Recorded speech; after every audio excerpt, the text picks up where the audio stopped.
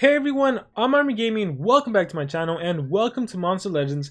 Welcome to a monster analysis on the newest and latest mythic metal monster, Blaz.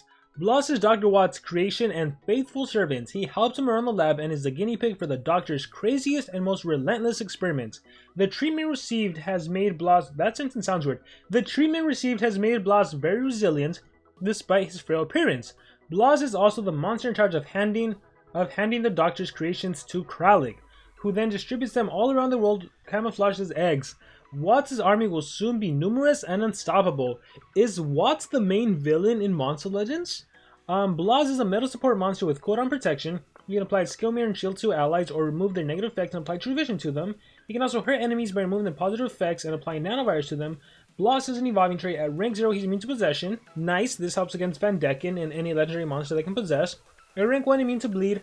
That's whatever. At rank 3 he protects allies from cooldowns. Oh, all of his allies, that's awesome! So this protects against Daigo. So definitely worth getting to rank 3 to have that cooldown protection. And let's see. That's all we have on this monster. Okay, so we have no info on when he's going to be released. I imagine he's probably going to be like the quest monster. But I don't know, I guess we'll see. And with that being said, let's jump right into the analysis. His life stat is 56,098. So that life stat is actually on the lower end of mythic monsters, so not very tanky. His power stat is 5456. This is right around the middle. And then the speed stat is 4895, which is actually the fastest speed stat. This monster right here, this frail looking monster, is officially the fastest monster in Monster Legends. Wow, that's crazy. That is crazy. You'd normally expect a machine to be slower, right? Previously, the fastest legendary monster was Mercurius, literally a fox, a fast-looking monster. But now we have this fragile-looking thing that can break apart, be the fastest monster in the game. Very interesting. In terms of relics, he can hold the mask and the banner. I mean, those are good relic slots for sure, especially the banner nowadays. The mask as well, being able to drain stamina, give shield to your team, whatever you need. Banner, regenerate stamina, give shield. You can do a lot with this kind of stuff. If you have Darman's banner, you have protection against fire-based attacks. So yeah, pretty good. In terms of bugs, he's a mechanical, adventure, and good legions monster. And let's get into the skill sets. Prepare for Checkup, deals moderate metal damage to all enemies. Oh wow, so even though this monster is not an attacker, and you can kind of tell that because all of his skills deal 0 damage, with the exception of this skill, you do have a spammable 40 damage attack. Look at that, 0 cooldown, 40 damage. Again, his power stat is like mediocre, it's right around the middle, but it is a spammable 40 damage AoE that also removes shields from all the enemies. That's pretty awesome, I gotta say. Removing shields and just being able to spam 40 damage, not bad, especially nowadays you can just combine a monster with Tiny, the April Legends Pass monster, the free one, and you can give any monster you want Megataunt, and then bam, let me blast you with Prepare for Checkup. Not bad at all. Don't Panic removes all negative status effects from one ally, applies a random positive status effect to one ally, applies a random positive status. Oh, nice! So this is cool because you cleanse any negative ailments and one of your allies may have, and then you give them 2 positive effects. Positive effects are completely random, right? It can be triple damage, it can be triple damage, double damage, it can be positive effect protection, it can be dodge area. And it's very nice to get 2 of them, and it's on a 1-turn cooldown, not bad at all. Protective Protocol. Oh, wait, I forgot. I feel like I didn't talk about the area cooldown protection that much. This is awesome because this is actually the first mythic monster. I'm talking about the trait right now. This is the first mythic monster to have a status caster area for your allies, right? So this is cool, and because we've been seeing a lot of like self-stun immunity, self this, self that, so it's nice to have a whole area one. But going back down, Protective Protocol applies skill mirror to all allies, applies to 25% life shield to all allies. Wow, this is awesome. 3 reaching cooldown, 6 stamina cost, your whole entire team gets skill mirror. If you have 3 mythic monsters, doesn't matter who reflects the attack, that's going to be scary. And keep in mind, this monster is crazy fast, so you can run this monster to go first in the turn order, right? Because he's going to outspeed the enemy mythic monsters. And just start the game off with a Protective Protocol. Now all of your 3 mythic monsters have skill mirror and a life shield on top of that. So if you're fighting like a cat UFO and does AoE stun, reflect that AoE stun. Wow, this is awesome. You're fighting Abysmus, it does AoE freeze, you reflect the freeze. So this is cool. Even though this monster doesn't have any deny skills or control skills, just by being able to use skill mirror, you can reflect whatever deny gets thrown at you, or even if it's just attacks getting thrown at you, you can reflect all of that back at the enemy. So cool. There's definitely an argument for earning this monster with 3 speed runes.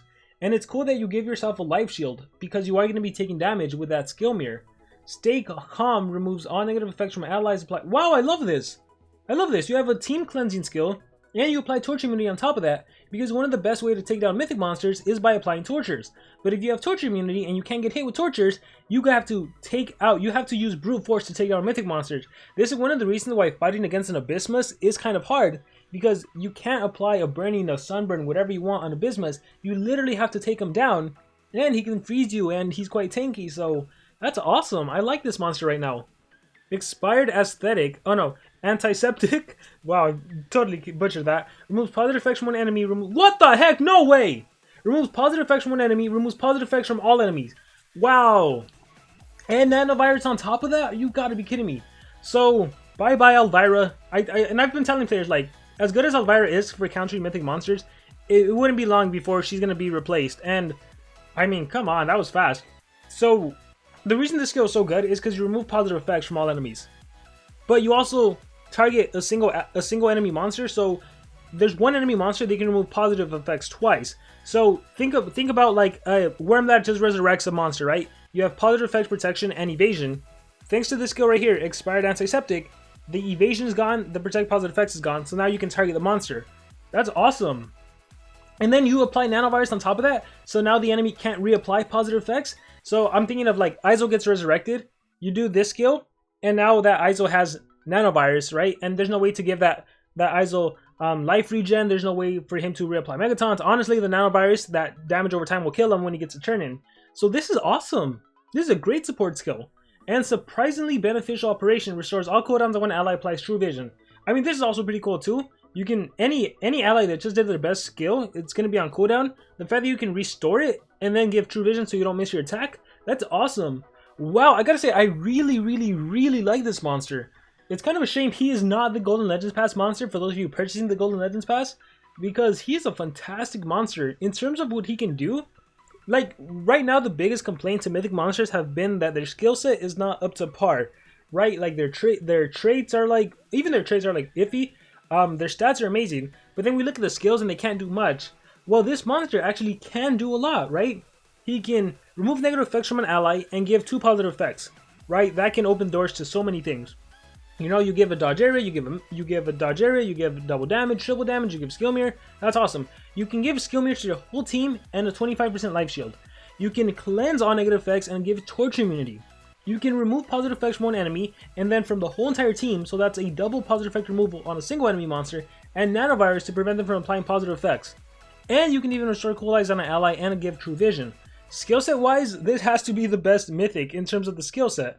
Like, it's so diverse. And even Prepare for Checkup, it's funny because he's not an attacker, but if you wanted to, you have a spammable 40 damage AoE skill that you can just use back to back to back. Like, it's funny because even if you have like a Cyber-Owl, and Cyber-Owl does URCLA to make an enemy monster weak to metal attacks, hey, now you have 2 metal monsters that can use metal attacks.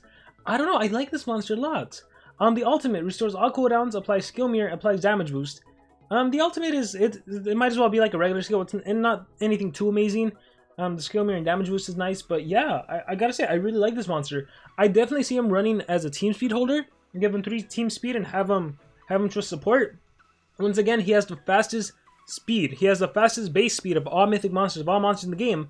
So if you give him pure team speed, and you give your other allies, like let's say you have Cat UFO with all speed, and then this monster with team speed, and an Armor Claw with 2 strength and team speed, this monster will go before Armor Claw just because his base speed is faster than Armor Claw. So that's one advantage. You can give this monster 3 team speed. You could also give him, like I mentioned earlier, 3 speed and just start the game off with skill mirror and see what happens. I mean, heck, you can gamble with a positive status effect protection if you want, but really I think you can just skill mirror and then go from there, right? I mean, yeah, I like him a lot. He's awesome. I don't know what more there really is to say about this monster. So team speed or 3 speed. It's gonna be interesting to see where you can actually get this monster in. Like, it's funny. He looks very underwhelming. You look at his design. He doesn't look that mythic. He doesn't look that mythical, right? He looks very underwhelming. He looks very fragile. It's even in the description. He's fragile, but his skills are definitely interesting. In terms of support, it's definitely one of the better supports. I love the fact that you can remove positive effects. I love the fact that this is a support monster through and through, right? Cleansing, negative effects, torch immunity.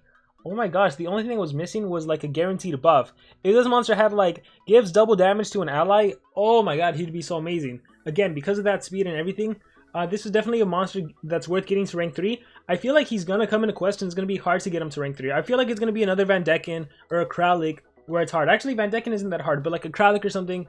So unfortunately, I don't know how usable he'll actually be. Just because if you get this monster in ranked, you'll have the possession immunity. I mean, I guess you don't really need the area cooldown protection. It's more of a counter against Sky Daigo. So even on ranked, you'll be able to use them for the skill set. So I'm eager. I'm looking forward to this monster. I'm excited about this monster. So I'm excited for May and seeing how we're actually going to be able to get this monster. But anyhow, those are my thoughts on this monster. Let me know if you guys disagree with me. Let me know if maybe I hyped up the skills too much. Because other than that, he doesn't... It's not like he's going to be attacking or anything. So any thoughts, let me know in the comments below. As usual, remember to subscribe and I will see you all next time.